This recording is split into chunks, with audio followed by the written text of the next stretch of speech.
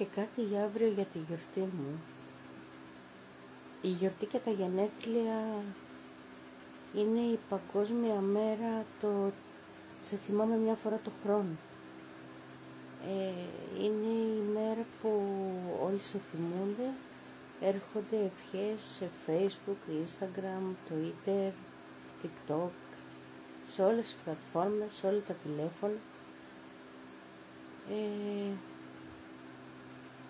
Φυσικά κάνουν τον κόπο, εννοείται, για μια μέρα και σε θυμούνται.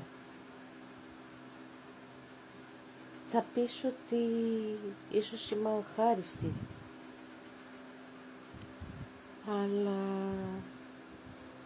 για μένα είναι το κάθε μέρα.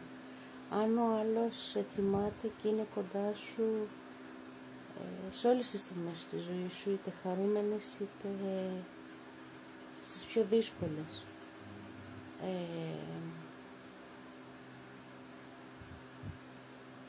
Αύριο είναι η γιορτή μου. Δεν είναι και η καλύτερη μου μέρα. Φυσικά είναι η μεγαλύτερη μέρα της Ορθοδοξίας, θεωρώ, για μένα. Γιορτάζει η Παναγία μας.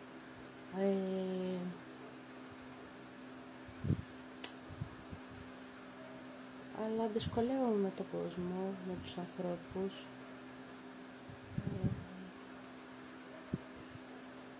Τέλος πάντων είναι κάτι δικό μου. Έκανα ένα βιντεάκι, απλά δεν ξέρω τι έχω μέσα στο κεφάλι μου. Είναι λίγο δύσκολη μέρα σημερινή. Θα ευχαριστήσω φυσικά αύριο τον οποιοδήποτε μπει στην διαδικασία να μου πει χρόνια πολλά και να μου ευχηθεί ό,τι καλύτερο. Αλλά αυτό που θα ζητούσα από όλους είναι το κάθε μέρα. Αυτό έχει σημασία. Να θυμάστε τους ανθρώπους που σας αγαπάνε κάθε μέρα. Γιατί κάποια στιγμή